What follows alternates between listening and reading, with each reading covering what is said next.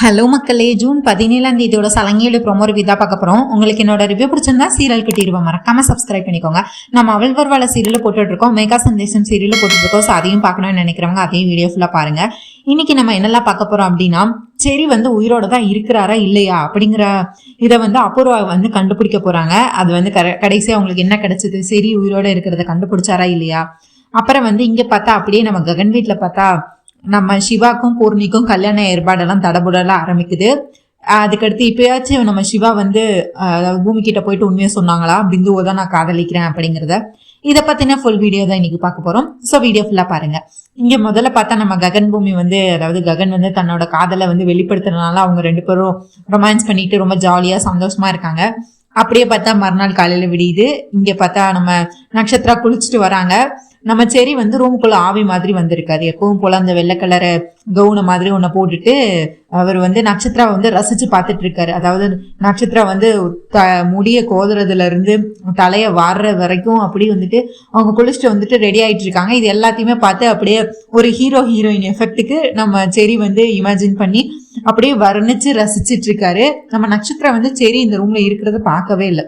அவங்க பாட்டு தலையை தோட்டுறாங்க, ட்ரெஸ்ஸை மாத்துறாங்க, ரெடி ஆகுறாங்க, பொட்டு வைக்கிறாங்க, எல்லாத்தையும் பண்ணி மேக்கப்லாம் முடிச்சுட்டு அவங்களே கண்ணாடி கிட்ட பேசிட்டு இருக்கிறாங்க. அந்த நேரத்துல பார்த்தா நம்ம செரி பேசுறாரு. இன்னைக்கு நீ ரொம்ப அழகா இருக்கு அப்படின்னு சொல்லிட்டு உடனே பின்னாடி திரும்பி பார்த்தா நம்ம செரி, ஏய் நீ எப்படி இந்த ரூமுக்குள்ள வந்த, நீ எப்படி வந்த, நீ யாரை கேட்டு வந்த அப்படின்னு சொல்லி நம்ம நட்சத்திரா வழக்கம் போல சண்டை போட்டுட்டு இருக்காங்க. ஏய் இங்க பாரு நக்ஷுமா, நான் இப்ப ஆவி, நான் ஸ்பைடர்மேன் சூப்பர்மேன் மாதிரி, எனக்கு நான் எப்ப வேணா வரலாம், எங்க வேணா வரலாம், நான் ஒன்னும் இப்ப மனுஷன் கிடையாது. அதாவது நான் இங்க வரலாமா வேண்டாமான்னு கேக்குறதுக்கு, இங்க மட்டும் இல்ல நக்ஷுமா, நீ குளிக்கும் போதே நான் வந்துட்டேன் அப்படின்னு சொல்லி நட்சத்திரா நல்லா பயன்படுத்தி ஃபன் பண்ணிட்டு இருக்காரு வழக்கம் போல. நட்சத்திரா பயந்து கத்திட்டு இருக்கிறாங்க. உன்னை யாரு வர சொன்னா, உன்னை யாரு பார்க்க சொன்னா, எதுக்கு நீ இப்படி எல்லாம் என்ன டார்ச்சர் பண்ணிட்டு இருக்க அப்படின்னு சொல்லி கத்திட்டு இருக்கிறாங்க. இவங்க இப்படி கத்தி பேசிட்டு இருக்கிறது பார்த்தா வெளியே இருந்து மருதனியில ஏதோ சத்தம் கேக்குது அப்படின்னு சொல்லிட்டு, என்னம்மா நக்ஷு என்னாச்சு அப்படின்னு சொல்லிட்டு கதவுக்கு வெளியே இருந்து அவங்க ஒரு பக்கம் பேசிட்டு இருக்கிறாங்க. இங்க இந்த செரி நான் குளிக்கிறதெல்லாம் பார்த்துட்டான், என்கிட்ட இங்கதான் ரூம்குள்ள இருக்கான், என்னை பாடா படுத்திட்டு இருக்கான் அப்படின்னு சொல்லும்போது, ஐயோ நீ அவன் ஆவிமா, அவன் நல்லா இப்படி எல்லாம் தப்பா பேசக்கூடாது, நீ அவன் உன் புருஷன் தானே, அப்புறம் என்ன, இப்ப அவன் புருஷன் பார்த்ததுல என்ன தப்பு இருக்கு அப்படிங்கிற மாதிரி இவங்க வெளியே இருந்து ஃபன் பண்ணிட்டு இருக்கிறாங்க மருதானியில ஒரு பக்கம். இங்க பார்த்தா அவர் கையை பிடிச்சி இழுத்து, அதாவது ஹக் பண்ற மாதிரி ரொமான்ஸ் பண்ணிட்டு இருக்காரு நம்ம செரி நட்சத்திராவை பிடிச்சி வச்சு. இவங்க எப்படி பண்ணிட்டு இருக்க, விடிடா பைத்தியக்கார அப்படின்னு சொல்லி இவங்க வேற நம்ம நட்சத்திரா இவங்க கிட்ட இருந்து தப்பிச்சு போகணுங்கிறதுக்காக என்னெல்லாமோ பண்ண பாக்குறாங்க. ஆனா நம்ம செரி அவங்க கையை விடுறதாவே இல்லை. அது மட்டும் இல்லாம நம்ம செரி கடைசி என்ன பண்ணிடுறாரு, கடிச்சு வச்சு முத்தம் கொடுத்துடுறாரு, முத்தம் கொடுத்து கடிச்சு வச்சிடுறாரு. அது அப்படியே நட்சத்திரம் மூஞ்சியில ஃபுல்லா பதிஞ்சிருது, அதாவது அந்த பல் தடங்கள் எல்லாமே பதிஞ்சிருது. இவங்க என்ன பண்றாங்க, ஒரு தள்ளி விட்டுட்டு ரூம்குள்ள லாக் பண்ணிட்டு வெளியே ஓடிடுறாங்க மருதானியில கிட்ட காட்டுறதுக்காக. மருதானியில இங்க பாரு அவன் என்ன பண்ணி வச்சிருக்கான்னு சொல்லிட்டு, அவன் ஆத்மாமா, அவன் என்ன பண்ணாலும் நம்ம கண்ணுக்கு மட்டும் தானே அவன் தெரியறான், அதுதானே இங்க பிரச்சனையே, இதெல்லாம் நீ பொறுத்துக்கிட்டு தான் ஆகணும், வேணா நம்ம போய் உங்க அம்மா கிட்ட வேணா சொல்லலாம் அப்படின்னு சொல்லிட்டு அபூர்வா கிட்ட சொல்றதுக்காக போறாங்க. அபூர்வாக்கு இப்பதான் பெரிய சந்தேகமா வருது. அதாவது ஆல்ரெடி அவங்க அன்னைக்கு நடந்ததெல்லாம் இப்பதான் கனெக்ட் பண்ணி பாக்குறாங்க. அந்த சரி உயிரோட இருக்கானாங்கிற டவுட் இப்ப அவங்களுக்கு வந்துருச்சு. ஏன்னா ஆத்மா இன்னைக்கு நேர்ல எல்லார் கண்ணுக்கும் எப்படி தெரியும் அப்படிங்கிற மாதிரி அவங்களுக்கு 1008 கேள்வி வருது. இவங்க இங்க ரூம்ல இருந்து நம்ம சரி சிரிச்சிட்டு இருக்காரு வழக்கம் போல. இங்க பார்த்தா இவங்க ரூம்ல அபூர்வா கிட்ட கம்ப்ளைண்ட் பண்ணிட்டு இருக்காங்க நட்சத்திராவும் மருதானிலையும். இம்மா நான் எத்தனை வாட்டி சொல்றேன், அவனோட ஆத்மா இங்கதான் இருக்குன்னு சொல்லிட்டு, உங்க ரெண்டு பேத்துக்கு பைத்தியம் தான் பிடிச்சிருக்கு, எதையோ பார்த்து பயந்துகிட்டு சரி ஆத்மான்ட்டு இருக்கீங்க. சரி ஆத்மானா எல்லார் கண்ணுக்கு தானே தெரியணும், அது எப்படி அவன் கரெக்டா உங்க ரெண்டு பேர் கண்ணுக்கு மட்டும் எல்லா வாட்டியும் உங்களை பயம் காட்டிட்டு போறான், அப்ப ஏன் அவன் என் கண்ணுக்கு தெரியல, கொலை பண்ணது நான் தானே, அப்ப என் மேலதானே அவனுக்கு கோவம் இருக்கணும், என் கண்ணுக்கு தெரியாம உங்க கண்ணுக்கு மட்டும் ஏன் தெரியுறான் அப்படின்னு சொல்லிட்டு, சரி நீ இவ்வளவு பேசுறல, இங்க பாரு நம்ம நட்சத்திர பேபி கண்ணத்தை பாரு, அவன் இன்னைக்கு முத்தம் கொடுத்து வச்சிருக்கான் அப்படின்னு சொல்லிட்டு அதுக்கடுத்து அவங்க கண்ணத்தை பாக்குறாங்க. அந்த மாதிரி தடையெல்லாம் இருக்கு. எந்த ஊர்ல ஆத்மா முத்தம் கொடுத்தா தடைய வரும், மனுஷங்க கொடுத்தாதானே தடயம் வரும் அப்படிங்கிறத கண்டுபிடிச்சிடறாங்க நம்ம அபூர்வா. அதாவது சரி அன்னைக்கு நடந்ததெல்லாம் இப்போ மைண்ட் மேப் மாதிரி போட்டு பாக்குறாங்க. கரெக்டா எப்படி அன்னைக்கு ககன் எப்படி அந்த வீடியோ எடுத்தான், நம்ம தற்செயலா நடந்தது தானே, அந்த செடியை குத்தி கொலை பண்ணது எல்லாமே தற்செயலா நடந்தது, கரெக்டா அந்த வீடியோ எப்படி ககனுக்கு கிடைச்சது, அதுக்கடுத்து நம்ம புதைச்ச நேரம் எப்படி கரெக்டா அவன் வந்தான், எப்படி அவனுக்கு கரெக்டா அந்த வீடியோ எல்லாம் கிடைச்சது அப்படின்னு சொல்லிட்டு எனக்கு அதுவே இப்பதான் ஸ்ட்ரைக் ஆகுது. அன்னைக்கு நான் இருந்த பதட்டத்துல மறந்து போயிட்டேன், ககன் அந்த பூமியை காப்பாற்றணுங்கிற பதட்டத்துல என்னை யோசிக்கவே விடல. இப்ப யோசிச்சு பார்த்தா அப்ப அந்த செரி சாகவே இல்லையா, அவன் உயிரோட தான் இருக்கானா அப்படின்னு சொல்லிட்டு இவங்களுக்கு இங்க பெரிய சந்தேகமும் வருது அபூர்வாக்கு. நான் கண்டுபிடிக்கிறேன், அவன் உயிரோட தான் இருக்கிறானா, கண்டிப்பா அவன் இன்னும் செத்து போகல, உயிரோட தான் இருக்கான் அப்படிங்கிற மாதிரி நம்ம அப்புறம் வந்து கன்ஃபார்ம் பண்றாங்க. என்னம்மா நீ இப்படி சொல்லிட்டு இருக்க, ஒருவேளை நீ சொன்ன மாதிரி அவன் செத்து போகல உயிரோட தான் இருக்கான்னா நம்ம தானமா அவனுக்கு கத்தியால குத்தணும், அன்னைக்கு ரத்தம் கூட வந்துச்சு, சரி அதை கூட விடு, ஒருவேளை உயிர் பழிச்சிட்டான்னு வச்சாலும் நம்ம தானே அவனை குழிக்குள்ள போட்டு அன்னைக்கு வந்து குழிக்குள்ள போட்டு அவனை புதைச்சு வச்சோம், அப்புறம் எப்படிமா அதுக்கடுத்து எப்படிமா யாருமா அவனை போய் காப்பாத்திருக்க வாய்ப்பு இருக்கு, குழிக்குள்ள போட்டா அவன் தான் செத்தே போயிருப்பானே, ஒருவேளை அதுக்கு முன்னாடி உயிரோட இருந்தாலும் குழிக்குள்ள போட்டு அவனை புதைச்சதே நம்ம தானே, நம்ம 3 பேர் சேர்ந்து தானே பண்ணோம், எல்லாமே புரியாத புதிராவே இருக்கே, ஒருவேளை அவன் உண்மையாவே ஆத்மாவா இல்ல மனுஷனா அப்படிங்கிற மாதிரி இப்ப வந்து மருதாணி அலைக்கு பெரிய டவுட் வருது. ஆனா அபூர்வா வந்து கன்ஃபார்ம் பண்ணிட்டாங்க, அதாவது அவன் இன்னும் சாகல, கண்டிப்பா அந்த ககன் ஏதோ ஒரு கேம் பிளே பண்ணியிருக்கான், கண்டிப்பா அந்த ஏதோ ஒன்று நடந்திருக்கு, அது என்ன நடந்திருக்குன்னு எனக்கு தெரியல, நான் கண்டுபிடிக்கிறேன் அப்படிங்கிற மாதிரி அப்புறம் வந்து கோவமா அந்த ரூமை விட்டு கிளம்பி போறாங்க. இங்க பார்த்தா நட்சத்திரம் மருதாணிலையும் திரும்ப பேசிட்டு இருக்காங்க. ஒருவேளை உங்க அம்மா சொல்றதுதான் கரெக்டா இருக்குமோ நட்சத்திரா அப்படிங்கிற மாதிரி பேசிட்டு இருக்காங்க. நட்சத்திரா என்ன மருதாணியில இப்படி சொல்லிட்டு இருக்க, நம்ம தானே அவன் தான் செத்து போயிட்டானே, அவன் தான் ஆவியா தானே வந்துட்டு இருந்தான், ஆவியா இருக்கிறது உண்மையா இல்ல இப்ப அந்த செரி உயிரோட இருக்கானா அப்படிங்கிற மாதிரி இவங்க 2 பேரும் பேசிட்டு இருக்காங்க. வாசல்ல இருந்து யார் ஒட்டி கேட்கறான்னு பார்த்தா நம்ம மீரா ஒட்டி கேட்டுட்டு இருக்காங்க இவங்க 2 பேரும் பேசுறது. அது வந்து இவங்க நேரடியா வந்து நம்ம மீரா வந்து இவங்க கிட்ட சண்டை போடல, ஐயோ என்னது என் பையன் செத்து போயிட்டானா ஆவியா இருக்கானா, மீரா கண்ணிலையும் சரி தன்னால படல, ஏன்னா அவர் வந்து இந்த மாதிரி டிராமா போட்டுட்டு இருக்காரு, கண்டிப்பா மீரா கண்ணில் பட்டா மாட்டிப்பாருன்னு சொல்லிட்டு அவர் இதனால மீரா கண்ணில் படலை. மீரா வந்து அவங்க ஃப்ரெண்டு வீட்டுக்கு போயிட்டாங்கன்னு நினச்சிட்டு இருக்காங்க. ஆனால் சரி இதே வீட்டில் ஆவியா நடிச்சிட்டு இருக்காருன்னு தெரியாது. அவர் இப்போ மீராக்கு வந்து ரொம்பவே பயந்துடுறாங்க. அப்படியே பார்த்தா நம்ம ககன் வீட்டில் இங்கே வந்து அதாவது ஐயரை வர சொல்லி முகூர்த்தத்துக்கு நாள் குறிக்கிறதுக்கு வர சொல்லியிருக்காங்க. இங்கே நம்ம சிவா வந்து ரொம்பவே சோகமாக இருக்காரு. அவர் காதலிக்கிறது என்னமோ பிந்துவோ தான், ஆனால் அந்த உண்மையும் யாருக்கிட்டையும் சொல்ல முடியல, பூரணிய காதலிக்கலைங்கிற உண்மையும் யாருக்கிட்டையும் சொல்ல முடியல, அதாவது இங்கிட்டும் போக முடியாம அங்கிட்டும் போக முடியாம இருக்கிறாரு. உண்மையை சொன்னா அக்கா வாழ்க்கை என்ன ஆகும்னு நினைச்சு பயந்து அவர் உண்மையை சொல்லாமலே இருக்காரு. ஆனா இது வந்து எவ்வளவு பெரிய பிரச்சனையாக போகுதுன்னு நம்ம வந்து அடுத்து பார்க்கலாம். இங்க வந்து இப்போ வந்து ஐயர் வராரு டேட் ஃபிக்ஸ் பண்றதுக்காக. இங்க இவர் மூஞ்சில சிரிப்பே இல்லை. நம்ம பூமி இருந்துட்டு, டேய் உனக்கு பிடிச்ச பொண்ணோட தானே கல்யாணம் நடக்க போகுது, அதுக்கு எதுக்கு நீ இவ்வளவு சோகமா இருக்க, சிரிச்ச சந்தோஷமா இருடா அப்படின்னு சொல்லி இது பண்ணிட்டு இருக்காங்க. இங்க பார்த்தா மாடியில இருந்து அப்பதான் நம்ம பூர்ணி வந்து அப்படியே சாரி கட்டி ஒரு பொண்ணை அலங்காரம் பண்ணி வராங்க. நம்ம சாரதா வந்து அப்படியே புது பொண்ணு மாதிரி கூட்டிட்டு வந்துட்டு இருக்கிறாங்க. இவருக்கு பார்த்தா அப்படியே அது பிந்து மாதிரி தெரியுது. நம்ம பூர்ணி தான் வராங்க, ஆனா இவர் வந்து பிந்து மாதிரியே பிந்துவா நினைக்கிறாரு.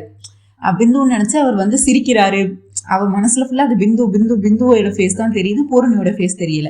இவர் அதை நினைச்சு சிரிக்கிறாரு. இதை பார்த்து பூமியும் வந்து என்னடா உன்னோட வருங்கால பொண்டாட்டியை பார்த்து சைட் அடிச்சிட்டு இருக்கியா அப்படின்னு சொல்லி இவங்களும் கிண்டல் பண்ணி விளையாண்டுட்டு இருக்கிறாங்க. கீழே வந்து உட்காடுறாங்க. உட்கார்ந்ததுக்கு அப்புறமா பார்த்தா நம்ம சிவாவோட ஃபேஸுக்கு அது வந்து பிந்துவோட ஃபேஸ் மாதிரியே தெரியுது, ஆனா பூர்ணி தான் உட்காந்துருக்காது. அதுக்கடுத்து லாஸ்டா தான் அது பூர்ணி வந்து கன்ஃபார்ம் பண்றாங்க. உடனே சரிங்க சார், இப்ப நான் வந்து ஓலையை படிக்கவா அப்படின்னு சொல்லிட்டு அந்த ஐயர் கேட்கிறாரு. இங்க பாருங்க, இந்த கல்யாணத்துல எல்லா பொறுப்பும் முன்ன நின்று நடத்த போற எல்லா சடங்கும் எல்லாமே பண்ண போறது வந்து என்னோட மனைவி வந்து பூமி தான். அதனால நீங்க எது சொல்றதா இருந்தாலும் அவகிட்ட சொல்லுங்க, எது கேட்கறதா இருந்தாலும் நீங்க அவகிட்டே கேளுங்க. இந்த ஒட்டுமொத்த பொறுப்பையும் இந்த கல்யாண பொறுப்பை எல்லாத்தையுமே முன்ன நின்று நடத்த போது பூமி தாங்கிற மாதிரி சொல்லிடுறாரு. அதாவது எல்லாரும் முன்னாடி வந்துட்டு பூமி தான் இதுக்கடுத்து எல்லாமே அப்படிங்கிற மாதிரி, இந்த வீட்டோட ராணியே பூமி தாங்கிற மாதிரி அவர் பில்டப் கொடுத்து ககன் வந்து சொல்றாரு. சரிம்மா, அப்ப நான் உங்ககிட்டே சொல்றேன், மொத்தம் நான் 3 முகூர்த்தம் குறிச்சிருக்கேம்மா, இதுல வந்து இந்த வாரத்திலே ஒரு முகூர்த்தம் வருது, அதுக்கு அடுத்த ஒரு முகூர்த்தம் வந்து அடுத்த மாசம் வருது அப்படிங்கிற மாதிரி 3 முகூர்த்தத்தை அவர் சொல்றாரு. உடனே நம்ம பூமி இருந்துட்டு, எதுக்கு 1 மாசம்லாம் வெயிட் பண்ணணும், இந்த வார முகூர்த்தத்தையும் முடிச்சிடலாம், இல்லை நான் பொண்ணும் இங்கதான் இருக்காங்க பையனும் இங்க இருக்கதான், அப்புறம் என்ன அப்படிங்கிற மாதிரி முதல் முகூர்த்தத்திலே முடிச்சிடலாம் அதாவது சொல்றாங்க. உடனே சாரதா சொல்றாங்க, என்ன பூமி இப்படி சொல்லிடுற, இன்னும் அந்த முதல் முகூர்த்தத்துக்கு இன்னும் 1 வாரம் தானே இருக்கு அப்படின்னு சொல்றாங்க. ஐயோ அத்தை, பொண்ணும் இங்கதான் இருக்காங்க, மாப்பிள்ளையும் ஒரே வீடு தான், நம்ம எல்லா சடங்கும் இங்கதான் பண்ண போறோம், ஒரே வீட்டுல தான் பண்ண போறோம், அப்புறம் எதுக்கு நம்ம நாளை கடத்தணும், எவ்வளவு சீக்கிரம் முடியுதோ அவ்வளவு சீக்கிரம் கல்யாணம் பண்ணிட்டா நமக்கும் சந்தோஷம் தான், சிவாவுக்கும் பூர்ணிக்கும் சந்தோஷம் தானே அப்படிங்கிற மாதிரி நம்ம பூமி சொல்லிடுறாங்க. உடனே ககனும் அதுக்கு மாதிரி பேச முடியாம ஓகே அப்போ அவங்க சொன்னதே இருக்கட்டும் அப்படின்னு சொல்லிடுறாங்க. உடனே பத்திரிக்கை எழுதி கொடுத்துடுறாங்க. நம்ம பூமி கையில வந்து அந்த ஐயர் கொடுத்துட்றாங்க. இவங்க சாமி முன்னாடி வச்சு இது நல்லபடியா நடக்கணும், நல்லபடியா அந்த சிறப்பா இந்த கல்யாணம் நல்லபடியா முடியணும்னு சொல்லி கண்ணு மூடி வேண்டிட்டு இருக்காங்க. நம்ம ககன் வந்து அங்கேயும் வந்து எட்டி பார்த்துட்டு இருக்கிறாரு, பூமி என்னடா பண்றாங்க அப்படின்னு சொல்லிட்டு.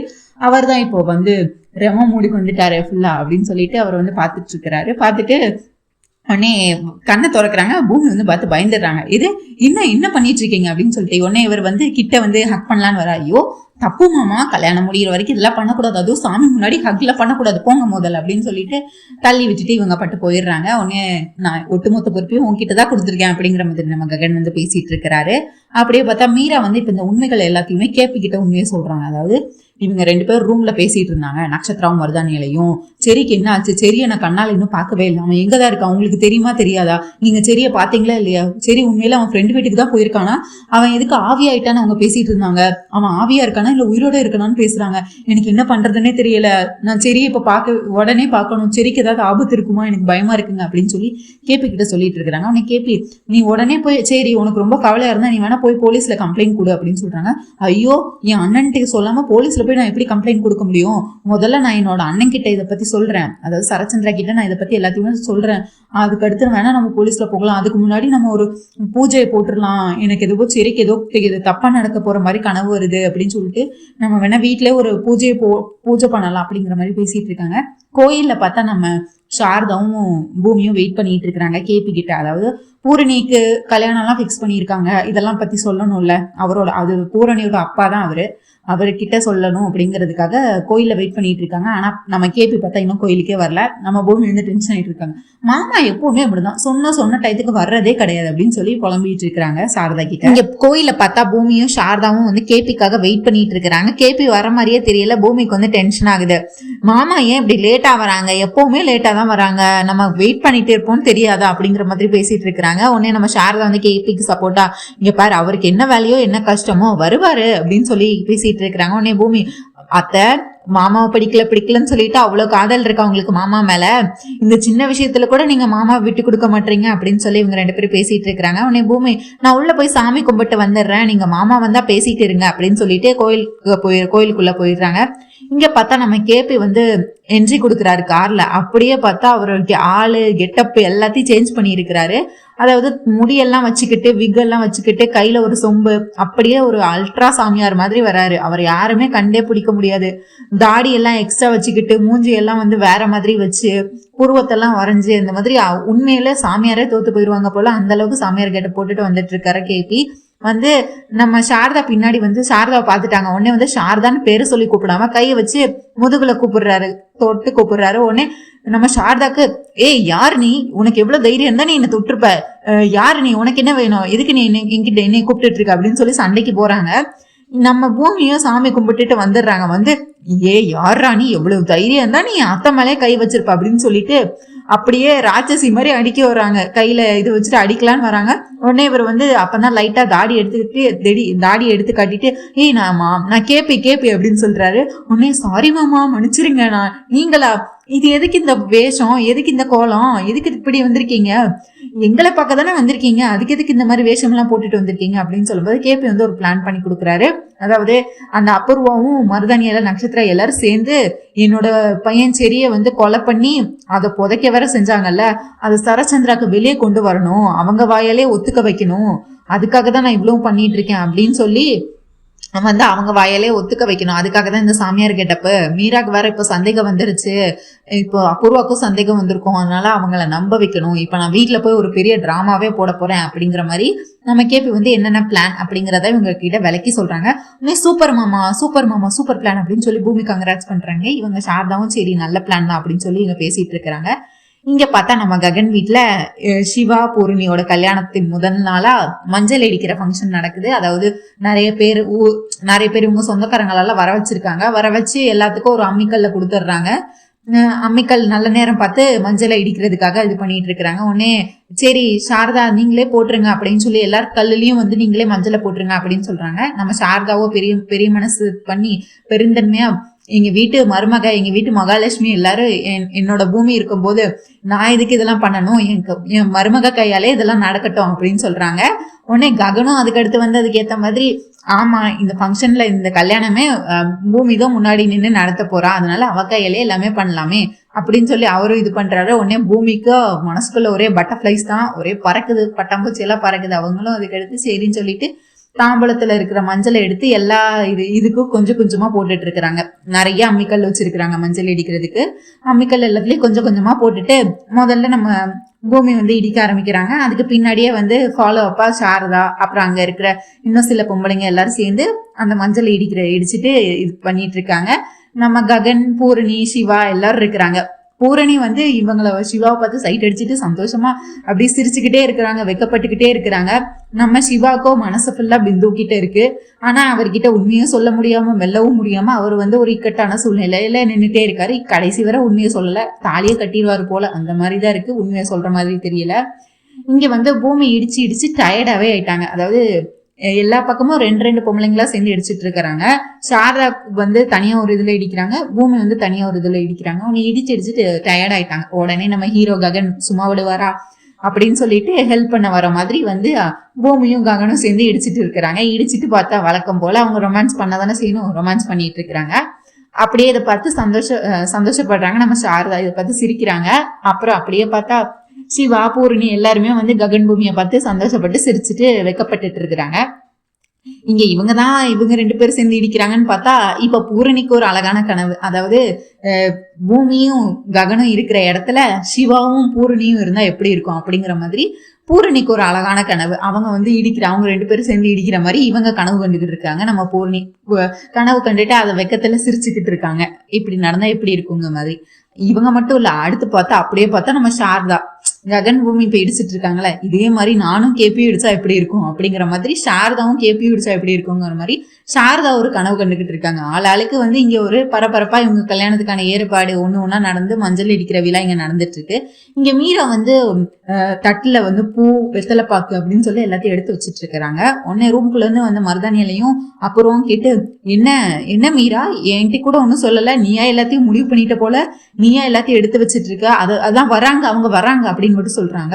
அவங்க வராங்கன்னொடனே நம்ம அபூர்வாக்கு வந்து நீ என்ன எங்ககிட்ட சொல்லாமே, எங்ககிட்ட ஒரு வார்த்தை சொல்லாமே பிந்துக்கு சம்மந்தம் பேசுற அளவுக்கு நீ பெரிய ஆள் ஆயிட்டியா? வீட்டுல எதுக்கு நாங்க பெரியவங்கன்னு இருக்கோம், எங்ககிட்ட ஒரு வார்த்தை கூட உனக்கு சொல்லணும்னு தோணல அப்படின்னு சொல்லி சண்டை போட்டுட்டு இருக்காங்க மீரா கிட்ட அபூர்வா.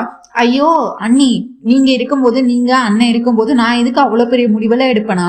எனக்கு என்ன அவ்வளவு இருக்கா? நான் அப்படியெல்லாம் உங்களை விட்டு கொடுப்பேனா? உங்ககிட்ட சொல்லாம நான் இது வரைக்கும் ஏதாவது ஒண்ணு செஞ்சிருக்கேனா? நானே என் பையன் சரியே காணும், 2 வாரமா அவனை காணும், எங்க பேசவும் இல்லை, எங்க இருக்கான்னு தெரியல. திடீர்னு பார்த்தா ரூம்குள்ள நட்சத்திராவும் மருதானியிலையும் வந்து சரி வந்து ஆவின்னு பேசிக்கிறாங்க, மனுஷனான்னு பேசிக்கிறாங்க. இவங்க பேசிக்கிறதெல்லாம் கேட்டா எனக்கு ரொம்பவே பயமா இருக்கு. சரிக்கு என்னாச்சோன்னு நினைச்சு எனக்கு துடிப்பா இருக்கு. அதனால இப்போ ஒரு சக்தி வாய்ந்த ஒரு சாமியாரை வர சொல்லியிருக்கேன். அவர் வந்து சரி எங்க இருக்காருன்னு கண்டுபிடிச்சு தருவாங்க அப்படிங்கிற மாதிரி சொல்லிட்டு இருக்காங்க. உடனே அபூர்வாக்கு வந்து இந்த நேரத்துல கோவம் வருது. அதாவது காதுக்குள்ள போய் பேசிட்டு இருக்காங்க மருதானியால. காதுக்குள்ள போய் கொஞ்சமாச்சும் அறிவு இருக்கா? இப்படிதான் மீரா கண்ணில் படுற மாதிரி 2 பேரும் ஆவின்னு பேசிட்டு இருப்பீங்களா அப்படின்னு சொல்லிட்டு, ஐயோமா நான் உடனே மருதானி வந்துட்டு, மீரா நான் எப்ப பேசினேன்? ஏதோ நாங்க 3 பேரும் சேர்ந்து வந்து அபூர்வாவும் நட்சத்திரமும் சேர்ந்து அந்த செடிய கத்தியால குத்தி கொன்ன மாதிரியில நீ பேசிட்டு இருக்கன்னு சொல்லிட்டு நடந்ததே அப்படி சொல்லிடுறாங்க. உடனே சரச்சந்திராக்கு வந்து கோவம் வருது. அத்தை என்ன பேசுறீங்கன்னு தெரிஞ்சுதான் பேசுறீங்களா? என்ன இது கொத்தி கொலை பண்ணீங்கன்னு இந்த மாதிரி எல்லாம் பேசிட்டு இருக்கீங்க அப்படின்னு சொல்றாங்க. அது ஒண்ணும் இல்ல மாமா, சித்திக்கு கொஞ்சம் லூசு பிடிச்சிச்சு, வேற ஒண்ணும் இல்லை அப்படின்னு சொல்லி இவங்க வழக்கம் போல அபூர்வம் வந்து அவங்கள மேட்சப் பண்ணிட்டு இருக்காங்க. எதுக்கு மீரா தேவையில்லாம சாமியாரு இதுன்னு சொல்லிட்டு இருக்காங்களோ? சும்மா காசு பறிக்கிறதுக்காக தான் வருவாங்க.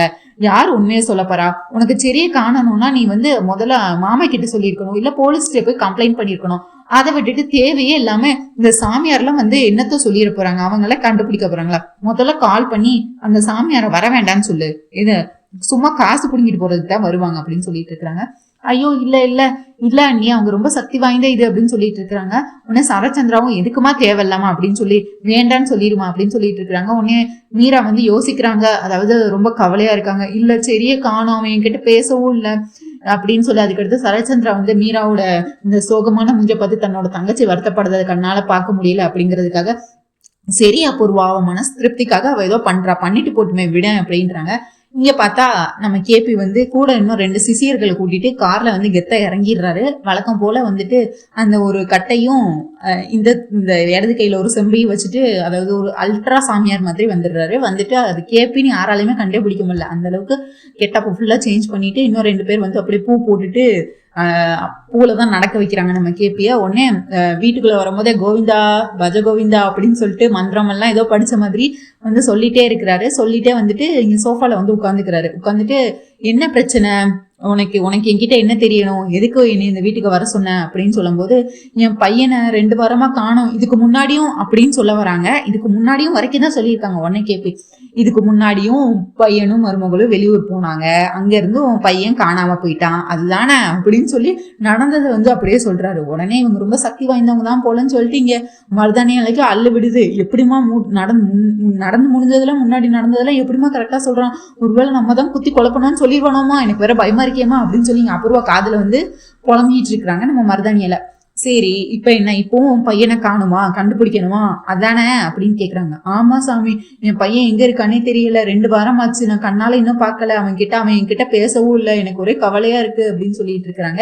என் புருஷனுக்கும் ரொம்ப கவலையா இருக்கு, அவரும் பேசவே இல்லை அப்படிங்கிற மாதிரி சொல்லிட்டு இருக்காங்க. சரி சிசியர்களே போய் அந்த இதை போடுங்கடா, கோலத்தை போடுங்கடா அப்படின்னு சொல்லி பூஜைக்கான ஏற்பாடு எல்லாம் பண்ணுங்கன்னு சொல்லி அந்த சிசியர்களும் போய் கோலத்தெல்லாம் போட்டுறாரு. இவரும் வந்து உட்காந்துக்கிறாரு. எய்தாப்புல பார்த்தா மீரா உட்கார வச்சுட்டு அதாவது மந்திரம் போட்டுட்டு இருக்காரு, புகையெல்லாம் போட்டுக்கிட்டு. அதாவது சரி வந்து கண்டுபிடிக்க போறேன் அப்படிங்கிற மாதிரி.